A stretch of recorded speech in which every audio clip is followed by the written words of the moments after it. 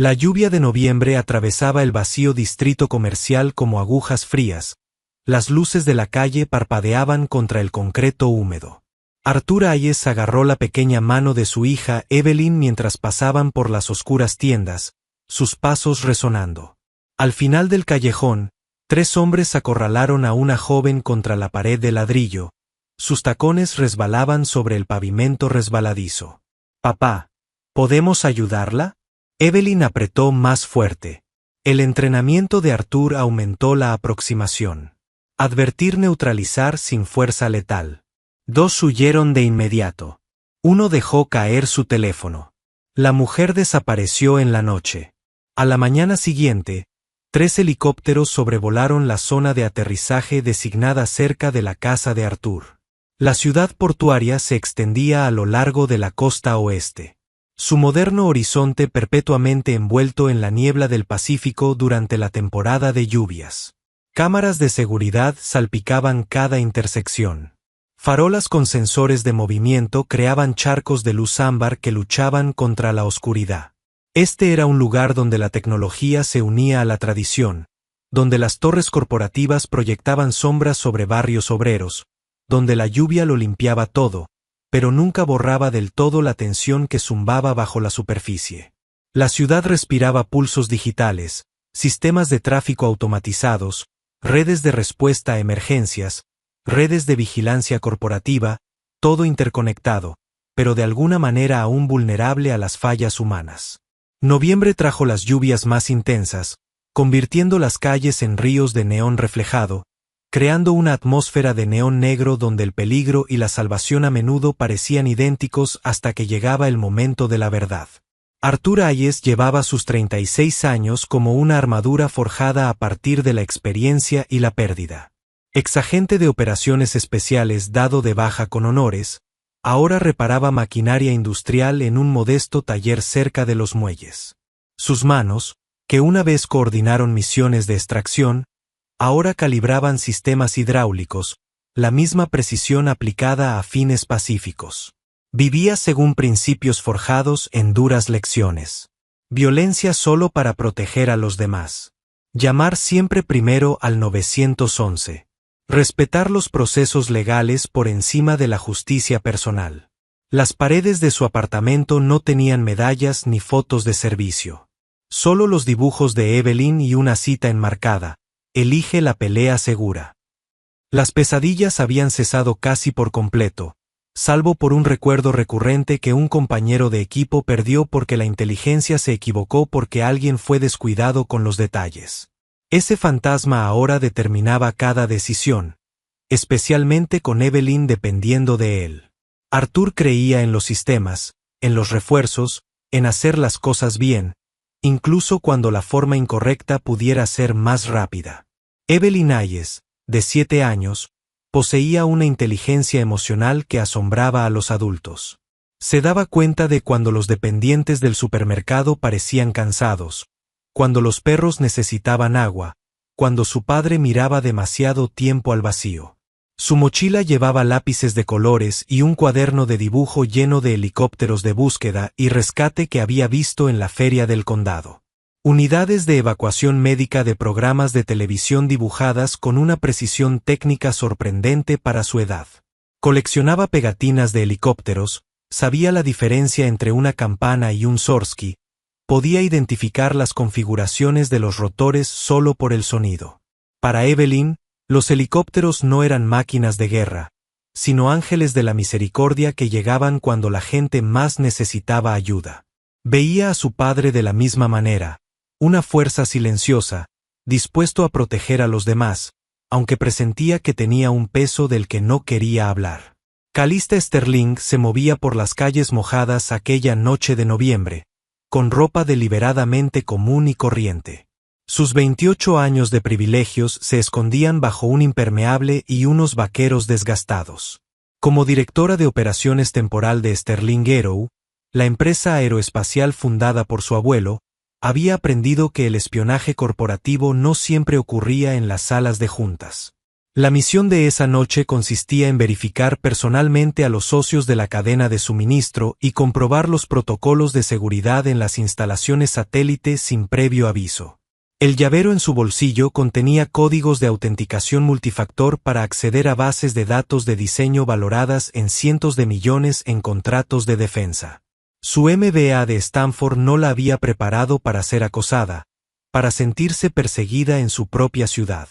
Había notado la vigilancia hacía 2 semanas, los mismos rostros en diferentes lugares, vehículos que aparecían con demasiada frecuencia como para ser casualidad. En lugar de esconderse tras la seguridad corporativa, había decidido investigar personalmente para demostrar que era más que simples hojas de cálculo heredadas para la gestión de patrimonios. La ciudad operaba bajo memorandos de acuerdo cuidadosamente negociados entre grandes corporaciones y agencias de seguridad pública. Sterling Aero mantenía alianzas oficiales que permitían apoyo aéreo de emergencia en situaciones de crisis, zonas de aterrizaje preaprobadas en institutos, hospitales e instalaciones municipales. No se trataba de acuerdos casuales, sino de documentos legalmente vinculantes que establecían protocolos para determinar cuándo los recursos privados podían complementar la seguridad pública. Las restricciones temporales de vuelo podían implementarse en cuestión de minutos mediante sistemas automatizados. Las normas de intervención no letal regían las operaciones de seguridad corporativa dentro de los límites de la ciudad. Todas las grandes empresas comprendían el marco, la cooperación con las fuerzas del orden, los canales de comunicación transparentes y el respeto a la jurisdicción. Estos acuerdos habían evolucionado tras décadas de crecimiento urbano, equilibrando la capacidad privada con la supervisión pública. El callejón se extendía 12 metros entre edificios, con contenedores de basura creando sombras dentro de las sombras. La lluvia tamborileaba sobre las escaleras metálicas de incendios, creando una percusión de peligro. Los 3 atacantes se movían con una coordinación inexperta. Uno sujetaba los hombros de la mujer, otro bloqueaba las vías de escape. El tercero, rebuscando en su bolso con creciente frustración, se comunicaban con gruñidos y gestos, centrados en conseguir algo específico en lugar de violencia aleatoria. El agua se arrastraba por el asfalto roto, reflejando la lejana farola y los patrones fracturados. La respiración de la mujer era entrecortada. Miedo sin pánico. Alguien entrenado para pensar bajo presión. Arthur soltó la mano de Evelyn, colocándola detrás de un pilar de hormigón con una eficiencia experta. Su teléfono ya estaba grabando. Se acercó en un ángulo que mantenía a los 3 atacantes a la vista, manteniendo la distancia para reaccionar con rapidez. «Suéltala», ordenó, con una voz que transmitía autoridad militar sin agresividad. «La policía ya está en camino». El atacante más cercano giró, sacando una navaja plegable con la mano derecha y un movimiento nervioso. Sin entrenamiento, Arthur esquivó la previsible embestida, usando el impulso del hombre en su contra con un simple arrastre de brazo que lo hizo resbalar por el pavimento mojado. El cuchillo se escabulló. La rodilla de Arthur golpeó el plexo solar del segundo atacante con una fuerza calculada con precisión, suficiente para incapacitarlo sin causar lesiones permanentes. Nada de golpes en la cabeza, nada de movimientos que pudieran causar daños permanentes. El tercer hombre salió disparado de inmediato. Su teléfono se cayó de la chaqueta y la pantalla se rompió contra el hormigón. En 90 segundos, Arthur sujetó a un atacante con una llave de sumisión mientras llamaba al 911 por el altavoz, asegurándose de que todo quedara grabado. La mujer ya había desaparecido en la noche, dejando solo el eco de tacones corriendo. La policía llegó en 4 minutos. Los servicios médicos de emergencia, 2 minutos después. Arthur mantuvo la llave hasta que los agentes lo detuvieron, entregando inmediatamente su video grabado. La navaja plegable fue guardada en una bolsa de pruebas sin que sus huellas la contaminaran. Evelyn emergió de detrás del pilar cuando la llamó, tomándole la mano de nuevo como si nada hubiera ocurrido. El inspector Finn Mercer, un detective que Arthur reconoció de reuniones comunitarias anteriores, le tomó declaración con minuciosidad profesional. Las imágenes de seguridad de los negocios cercanos lo corroborarían todo. Arthur proporcionó descripciones detalladas mientras los paramédicos revisaban al sospechoso detenido. El teléfono caído fue fotografiado en el lugar antes de ser guardado en la bolsa. La mujer no había dado su nombre, no había esperado a la policía. Simplemente había desaparecido con un rápido «estoy bien» antes de que Arthur pudiera responder. Había vislumbrado una matrícula parcial en un sedán que se alejaba al estilo de una flota corporativa. Caro, pero deliberadamente discreto. Evelyn preguntó si la señora estaba a salvo. Arthur dijo que sí, aunque sentía que algo no estaba resuelto. El teléfono olvidado sería crucial más tarde. Su pantalla rota aún mostraba mensajes parciales que los investigadores decodificarían mediante análisis forense digital. A medianoche, la unidad de delitos cibernéticos de la comisaría había extraído el número IMEI del teléfono e iniciado los protocolos estándar. El dispositivo contenía mensajes mal encriptados que hacían referencia a alguien identificado únicamente como DC, junto con las coordenadas de un punto de encuentro en Riverside. Más preocupantes eran las fotografías, imágenes detalladas de los muelles de carga, los ascensores de servicio y las entradas de empleados de Sterling Arrows, tomadas desde ángulos que sugerían información privilegiada. Los metadatos mostraban que estas imágenes se capturaron durante varias semanas, documentando los patrones de patrullaje de seguridad y los puntos ciegos de las cámaras. Serena Wolf recibió la llamada a las 0:45. Como jefa de seguridad corporativa de Sterling Arrows, mantenía una estrecha relación con las fuerzas del orden, especialmente para situaciones como esta. A través del asesor legal de la empresa, solicitó formalmente copias de cualquier prueba relacionada con posibles amenazas contra el personal de Sterling. El proceso siguió los protocolos establecidos, el derecho de las víctimas a la información, la responsabilidad corporativa por la seguridad de los empleados y la respuesta coordinada entre las entidades de seguridad públicas y privadas. Al revisar los datos extraídos, surgieron patrones de inmediato. El DC mencionado en múltiples mensajes parecía ser Dante Cross, un ejecutivo aeroespacial rival cuya compañía había perdido varios contratos de defensa ante Sterling. Las coordenadas de Riverside coincidían con un almacén que sus empresas fantasma habían alquilado hacía 6 meses. Aún más preocupante, las brechas de seguridad documentadas coincidían con anomalías recientes en los registros de acceso de Sterling. Alguien había estado mapeando sus vulnerabilidades desde dentro. Al cruzar los horarios de los empleados con las marcas de tiempo de las fotografías, se redujo el grupo de sospechosos a 3 trabajadores del turno de noche. Todos con antecedentes limpios, pero con dificultades económicas recientes. La recomendación de Serena fue inmediata y exhaustiva: implementar protocolos de protección para el testigo y su hija durante 70 horas mientras se investigaba la brecha interna. Esto implicaba transporte seguro, reubicación temporal si era necesario y comunicación constante con las fuerzas del orden.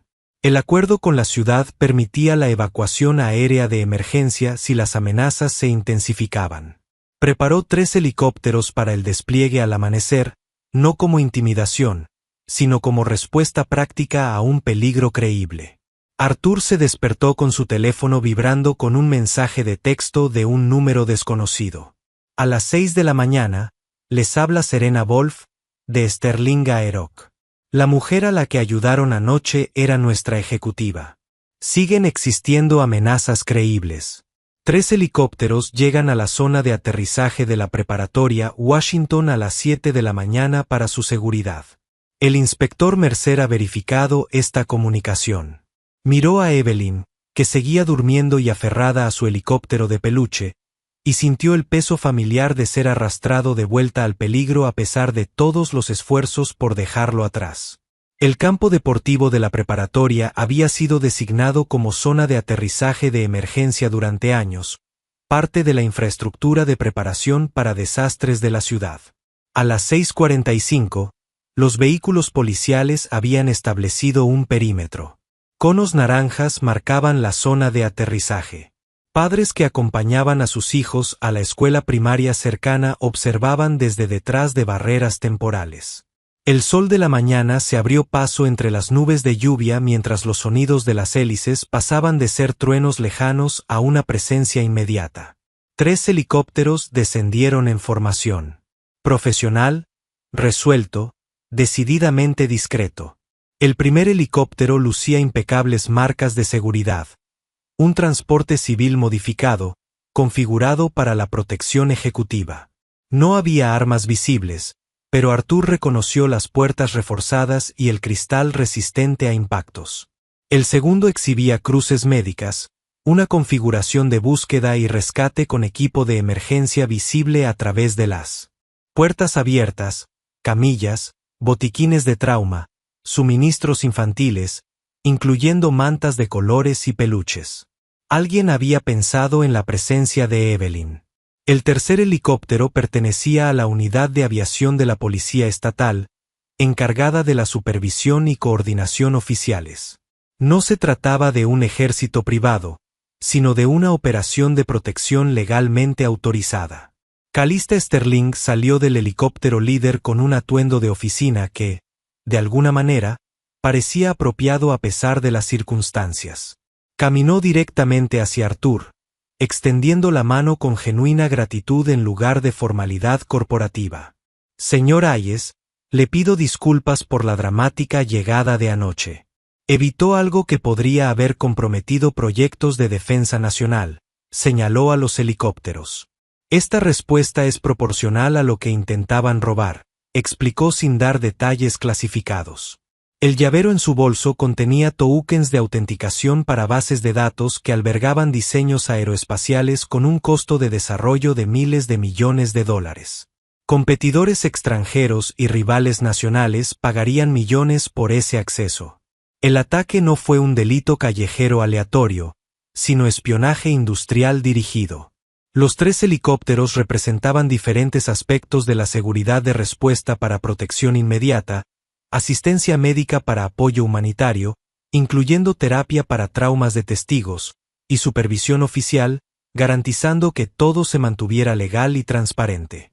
Arthur escuchó mientras observaba a Evelyn aceptar auriculares antirruido de un miembro del equipo médico que se arrodilló a su altura, explicándole cómo funcionaban los helicópteros y ajustándolos correctamente. El rostro de su hija mostraba asombro en lugar de miedo, continuó Calista. Necesitamos su ayuda durante las próximas 70 horas. No como fuerza o como agente del orden. Tenemos gente para eso. Como alguien que entiende la evaluación táctica y puede identificar vulnerabilidades que podríamos pasar por alto. El consultor califica como protección legal completa. La seguridad de su hija es nuestra prioridad absoluta. La experiencia militar de Arthur reconocía una operación bien planificada al verla. No eran vaqueros jugando con juguetes caros, sino profesionales siguiendo protocolos. También reconoció las cautelosas palabras de Calista. Necesitaba su experiencia, pero dentro de los límites legales. Mi hija está protegida en todo momento. Dijo, no participo en ninguna acción coercitiva. Todo se hace por los canales adecuados y quiero acuerdos escritos que cubran la responsabilidad y el bienestar infantil. Calista sonrió, la respuesta de alguien que aprecia la minuciosidad. Serena tiene la documentación lista. Bienvenido a la auditoría de seguridad más aburrida que jamás realizarás. Durante las siguientes 18 horas, Arthur examinó las instalaciones de Sterling Aerospace con nuevos ojos. Las puertas enrollables de los muelles de carga tenían sensores de movimiento, pero los trabajadores habían desarrollado la costumbre de mantenerlas abiertas con bloques de madera durante las pausas para fumar, creando predecibles ventanas de vulnerabilidad. Los ascensores de servicio registraban el acceso con tarjeta, pero los códigos de anulación de mantenimiento no se habían cambiado en 6 meses. La cobertura de las cámaras parecía exhaustiva en el papel, pero Arthur encontró 4 puntos ciegos separados donde alguien podía moverse sin ser detectado durante segundos cruciales. El análisis forense reveló patrones más preocupantes. Oliver King, un operador de montacargas de 31 años del turno de noche, Mostró registros de tarjetas de acceso que no coincidían con las marcas de tiempo de la red. Alguien había estado falsificando su acceso o había estado compartiendo credenciales. Los datos de GPS de su equipo asignado mostraban repetidas paradas en los mismos puntos ciegos que Arthur había identificado. Cuando Arthur obtuvo los registros financieros de Oliver por vía legal, aparecieron 4 pequeños depósitos en criptomonedas durante el último mes, cada uno de ellos procedentes de monederos conectados a empresas fantasma que finalmente se rastrearon hasta la red de Dante Cross. Serena confrontó a Oliver en presencia de representantes sindicales y asesores legales. Inicialmente lo negó todo, pero cuando le mostraron el rastro de las criptomonedas, su resistencia se desmoronó parcialmente. Admitió haber aceptado dinero para fotografiar los manifiestos de envío y los horarios de entrega, pero afirmó desconocer la identidad del comprador y su propósito. Las cantidades eran pequeñas, $500 por aquí, 700 por allá. Suficiente para cubrir las facturas médicas, pero no para que pareciera un delito grave. Había usado su acceso legítimo, tomado fotos durante los turnos regulares, creyendo que vendía información inofensiva. Arthur observaba a Evelyn a través de monitores de seguridad mientras se alojaba en el centro familiar de la torre corporativa, un espacio diseñado para los hijos de los empleados durante emergencias. Dibujaba con los materiales de arte proporcionados y charlaba con Viven, un especialista en psicología infantil a quien Sterling contrataba para situaciones de crisis. Su hija parecía genuinamente feliz. De vez en cuando, se apoyaba en las ventanas para ver cómo aterrizaban los helicópteros en el helipuerto del edificio. Arthur sentía la contradicción de mantenerla a salvo, exponerla a este mundo que él había intentado dejar atrás. La promesa que se había hecho a sí mismo tras la muerte de su esposa. Darle a Evelyn una infancia normal parecía resquebrajarse con cada hora que pasaba. Esa noche, Calista lo encontró en la plataforma de observación observando el reflejo de las luces de la ciudad en las calles mojadas. Sin preámbulos, compartió su propia carga. Me han seguido durante 3 semanas. Personas diferentes, pero coordinadas. Mi junta cree que estoy paranoica y que debería esconderme tras los dispositivos de seguridad. Pero esconderse no resuelve los problemas. Anoche, pensé que podría reunir pruebas yo mismo, demostrar que había una amenaza real. En cambio, tuviste que salvarme. Su voz denotaba frustración por su propio fracaso percibido.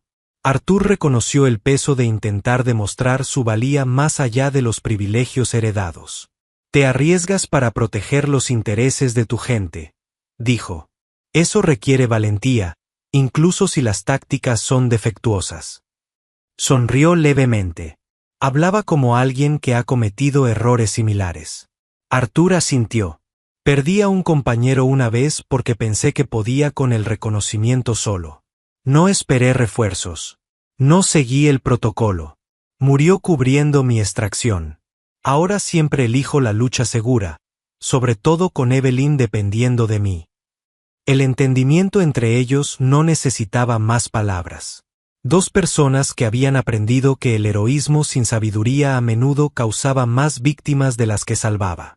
Pasaron las siguientes 6 horas desarrollando lo que Serena llamó el plan aburrido, una operación metódica que priorizaba las pruebas sobre la acción. Con la cooperación parcial de Oliver, crearían un llavero falso con dispositivos de rastreo y etiquetas de radiofrecuencia. Cuando el equipo de Dante hiciera su siguiente intento, las fuerzas del orden estarían listas con las órdenes judiciales correspondientes y una presencia legal abrumadora. Arthur insistió en 3 condiciones. Solo asesoraría desde el puesto de mando. Todas las acciones de cumplimiento de la ley estarían a cargo de oficiales juramentados y Evelyn sería reubicada en unas instalaciones corporativas seguras a 80 kilómetros de distancia, con personal completo de apoyo pediátrico. El equipo técnico trabajó toda la noche creando el llavero señuelo, incorporando múltiples mecanismos de rastreo que se activarían secuencialmente para evitar su detección. El asesor legal preparó solicitudes de orden judicial basándose en las pruebas ya reunidas del intento de robo. La confesión de Oliver. Rastros financieros que vinculaban a Dante Cross. La Fiscalía del Distrito asignó a su unidad de delitos de cuello blanco la supervisión del procesamiento.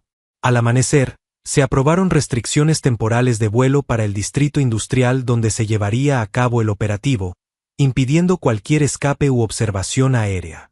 El inspector Mercer coordinó la respuesta policial con precisión metódica. 2 equipos SWAT se posicionarían dentro de los contenedores de envío en el almacén. Unidades de patrulla marcadas mantendrían una amplia cobertura perimetral, listas para desplegarse hacia el interior. El helicóptero de la Policía Estatal mantendría vigilancia aérea con imágenes térmicas.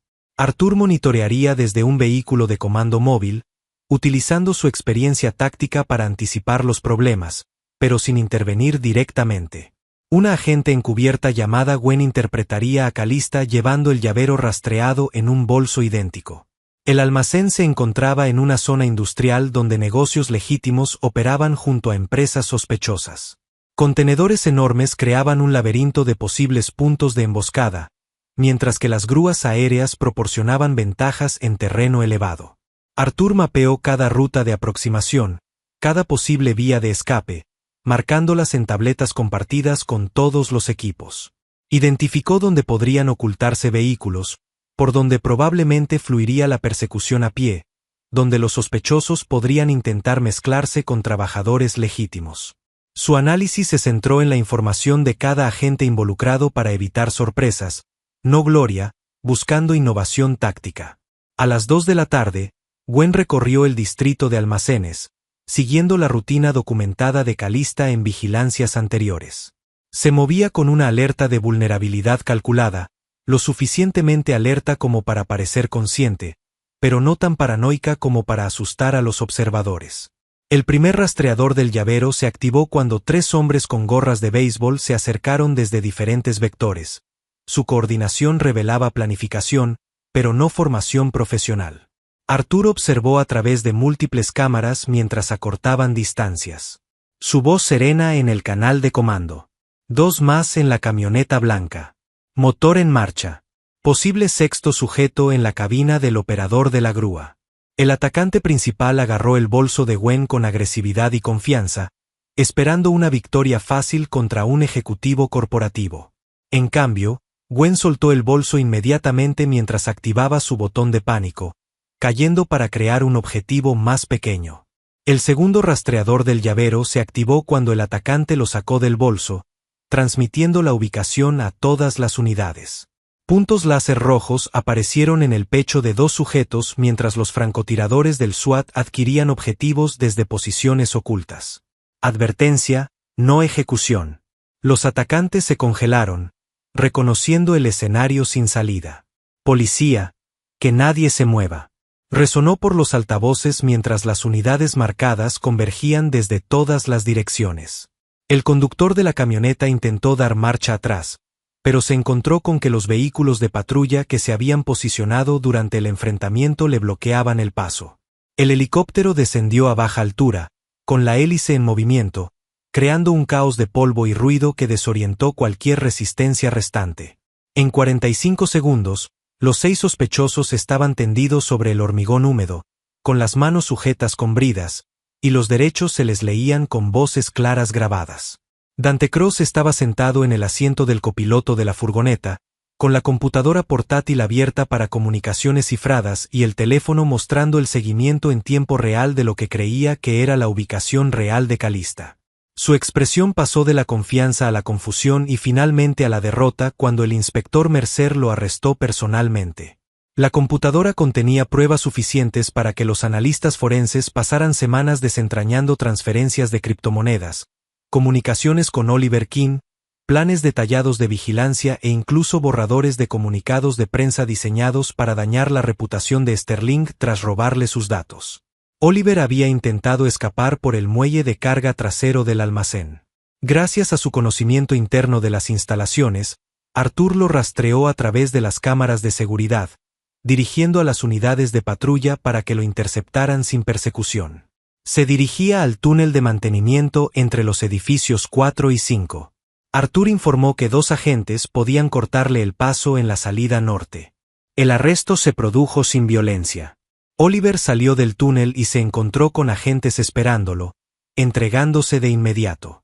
Cuando comprendió que escapar era imposible, su cooperación resultaría valiosa para procesar a Dante Cross. El informe forense posterior reveló el plan completo de Dante.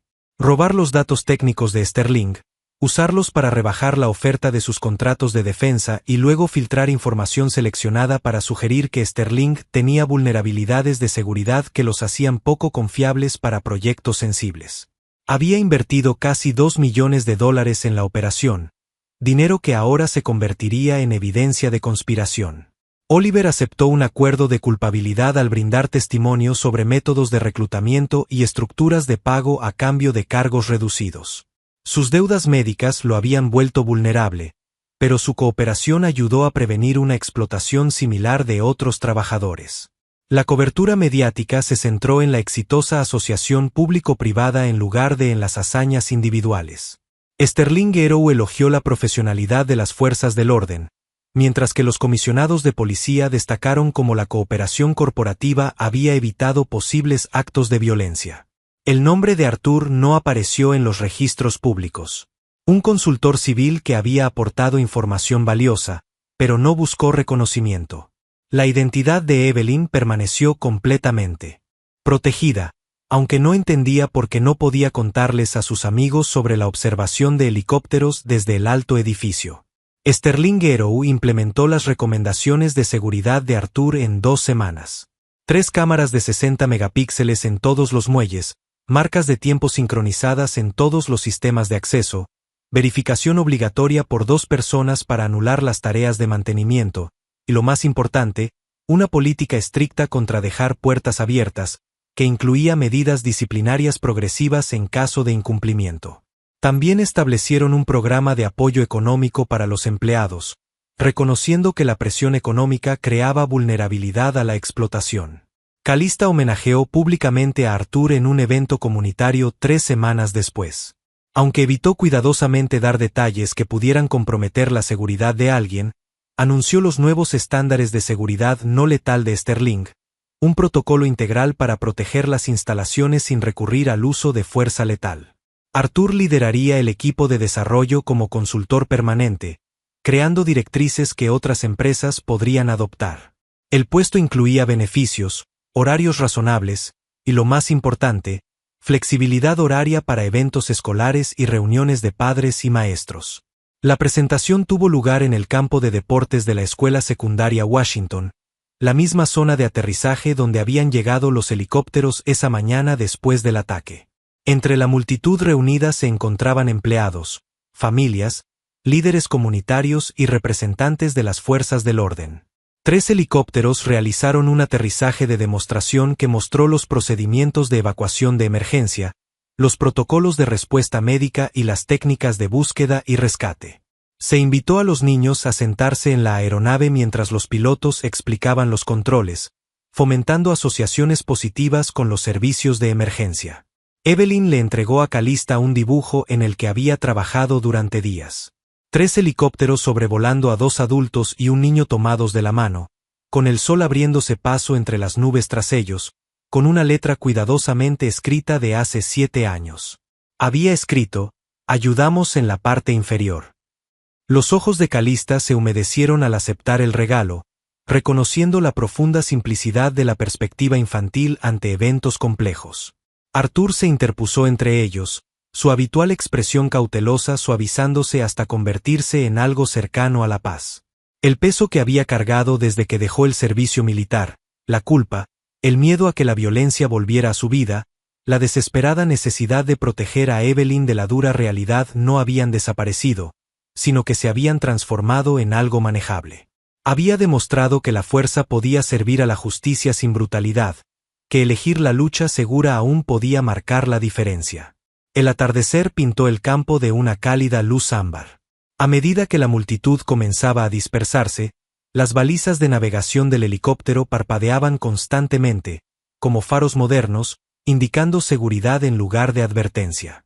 Evelyn tomó las manos de Arthur y Calista, llevándolos hacia una de las aeronaves donde un piloto explicaba la mecánica de los rotores a niños fascinados. En ese momento, Arthur comprendió lo que su hija, de alguna manera, siempre había sabido. Ayudar a los demás no requería violencia ni heroísmo, solo la voluntad de actuar cuando era necesario. La ciudad se extendía más allá del campo, aún peligrosa en algunos lugares, aún requiriendo vigilancia, pero ya no parecía territorio enemigo que evitar. Era una comunidad donde la gente buena trabajaba junta, donde los sistemas podían funcionar correctamente. Cuando la gente prefería la sabiduría a los impulsos, el piloto subió a Evelyn a la cabina, dejándola usar su casco mientras le explicaba los controles. Arthur y Calista permanecieron juntos, no como pareja, sino como aliados que habían encontrado un propósito común en proteger a los demás. La comprensión entre ellos crecería con el tiempo, convirtiéndose en respeto profesional, profundizando en amistad. Quizás con el tiempo en algo más, pero nunca apresurado ni forzado por las circunstancias. A medida que la tarde se convertía en noche, los helicópteros se preparaban para despegar. Sus rotores giraban gradualmente, creando el estruendo familiar que antaño significaba guerra para Arthur, pero que ahora tenía otras asociaciones. Rescate, apoyo, respuesta comunitaria. Evelyn saludó desde detrás de la barrera de seguridad, con el rostro radiante de alegría en lugar de miedo. Las 3 aeronaves despegaron en secuencia, las luces de navegación trazando rutas en el cielo que se oscurecía. Regresarían a sus respectivas bases, corporativa, médica, policial, listas para la siguiente crisis, pero con la esperanza de que no llegara. El campo volvió a la calma, solo otro trozo de césped donde los niños jugarían al fútbol mañana, donde la vida cotidiana continuaría porque las buenas personas habían decidido protegerla correctamente. Arthur llevó a su hija dormida de vuelta a su apartamento, sus pequeñas manos aún aferradas al helicóptero de plástico que le había regalado el piloto. Los sonidos de la ciudad, las sirenas, el tráfico, la vida continuando, ya no parecían amenazantes. Eran evidencia de sistemas funcionando, de personas haciendo su trabajo, de una civilización que prefería el orden al caos. El dibujo que Evelyn había hecho permaneció con Calista enmarcado en su oficina, donde lo veía cada mañana. Esas 2 palabras, nosotros ayudamos, se convirtieron en el lema informal de Sterling Arrow para su división de seguridad. Un recordatorio de que proteger significaba más que simplemente prevenir pérdidas. Significaba construir algo mejor. En las semanas siguientes, otras corporaciones preguntaron sobre los nuevos protocolos de seguridad de Sterling. Arthur se encontró dando consultas por toda la ciudad, enseñando técnicas de desescalamiento, evaluación de vulnerabilidad y, lo más importante, la filosofía de que la verdadera seguridad provenía de prevenir conflictos en lugar de ganarlos. Su experiencia militar filtrada a través de la sabiduría de un padre y la perspectiva de un civil crearon marcos que otros podrían seguir. Oliver King cumplió 6 meses en seguridad mínima y utilizó ese tiempo para completar una capacitación vocacional en seguridad cibernética, e irónicamente aprendió a proteger los sistemas que una vez ayudó a comprometer. Tras su liberación, Sterling lo contrató nuevamente en su departamento de TI. Al reconocer que la redención era mejor para todos que el castigo permanente, se convirtió en uno de sus empleados más dedicados. Su perspectiva interna es invaluable para identificar vulnerabilidades potenciales. Dante Cross enfrentó cargos federales por conspiración, espionaje industrial y extorsión. Su empresa colapsó a los pocos meses. Sus contratos se redistribuyeron entre los competidores que habían jugado limpio. El caso se convirtió en un estudio de libro de texto sobre cómo la rivalidad corporativa podría convertirse en comportamiento criminal utilizado en las escuelas de negocios para enseñar límites éticos. Pero esos fueron detalles posteriores. Notas a pie de página de la historia real. La verdad vivió en momentos más pequeños. Arthur le enseña a Evelyn a hacer nudos adecuados mientras le explica cómo la preparación evitó el pánico. Calista aprende a ver la seguridad como una protección de las personas y no de los activos. Serena desarrolló protocolos que equilibraban la eficiencia con la humanidad. El reinado de la ciudad continuó con sus patrones estacionales, limpiando las calles y creando una niebla perpetua que suavizaba los bordes ásperos. El puerto siguió funcionando y el comercio legítimo fluyó a través de canales que la corrupción había tratado de comprometer. Los niños caminaban hacia la escuela por los mismos callejones donde el peligro acechaba, protegidos por sistemas que funcionaban porque buenas personas habían elegido hacerlos funcionar. 6 meses después, en una clara mañana de primavera, Arthur estaba en el mismo campo observando cómo la escuela de Evelyn celebraba su día anual de seguridad. Helicópteros reales aterrizaron mientras los niños vitoreaban. Los bomberos demostraron el equipo. Los agentes de policía explicaron su papel como ayudantes más que como guerreros. Calista estaba a su lado. Su relación evolucionó naturalmente desde el respeto profesional hasta el afecto genuino, aunque ninguno de los dos se apresuró a etiquetarlo. Ella tenía razón, ¿sabes?, dijo Calista, observando a Evelyn ayudar a los niños más pequeños a comprender la exhibición del helicóptero. Esa primera noche, cuando te preguntó si podías ayudar, vio lo que tenía que suceder antes de que cualquiera de nosotros, los adultos, nos diésemos cuenta. Arthur asintió, entendiendo que la simple pregunta de su hija había cambiado muchas vidas. El suyo, Calistas, incluso Alevers a su manera. El deseo de ayudar, cuando se canaliza a través de la sabiduría y de sistemas adecuados, podría transformar situaciones peligrosas en oportunidades de justicia y crecimiento. Los helicópteros despegaron de nuevo, su salida sincronizada, planea inspirar en lugar de intimidar. Evelyn corrió hacia su padre, con los ojos brillantes de emoción, ya planeando su próximo dibujo. Desde la perspectiva de su hija, el mundo tenía perfecto sentido. La gente necesitaba ayuda. Llegó la ayuda. Todos trabajaron juntos. Los problemas se resolvieron. Arthur la levantó sobre sus hombros, sintiendo sus pequeñas manos agarrar su cabello para mantener el equilibrio. Calista caminó junto a ellos, discutiendo planes para ampliar el programa de capacitación en seguridad. Su visión para los negocios complementa su conocimiento táctico. Avanzaron entre la multitud de familias. Parte de una comunidad que había enfrentado el peligro y había elegido responder con sabiduría en lugar de violencia. La ciudad se extendía delante, compleja e imperfecta, pero en funcionamiento. Sus sistemas eran mantenidos por personas que entendían que la verdadera fuerza significaba saber cuándo no luchar. Ese verdadero coraje significó seguir procedimientos incluso cuando los atajos parecían más fáciles. Esa seguridad duradera surgió de la construcción de confianza y no de muros. Cuando llegaron a su auto, Evelyn preguntó si podían almorzar pizza. La emoción de la mañana ya se está trasladando a simples preocupaciones infantiles. Arthur estuvo de acuerdo, sabiendo que proteger esos momentos mundanos, la pizza, los almuerzos, las tareas escolares y los cuentos antes de dormir, representaba la verdadera victoria. Los dramáticos helicópteros, la conspiración frustrada y la intriga corporativa habían sido medios para lograr este fin. Un niño preguntando con seguridad sobre el almuerzo, un padre capaz de proporcionárselo, una comunidad donde esa simplicidad podría florecer. El dibujo que había hecho permaneció en la oficina de Calista. Esas 2 palabras, un recordatorio permanente de lo que importaba. Ayudamos. Ni conquistado, ni dominado, ni siquiera uno. Simplemente ayudó cuando se necesitaba ayuda de maneras que construyeran en lugar de destruir. El ritmo de la ciudad continuó a su alrededor. Grúas de construcción de nuevas torres, barcos que ingresan al puerto con mercancías de lugares lejanos, personas que persiguen sueños y enfrentan desafíos.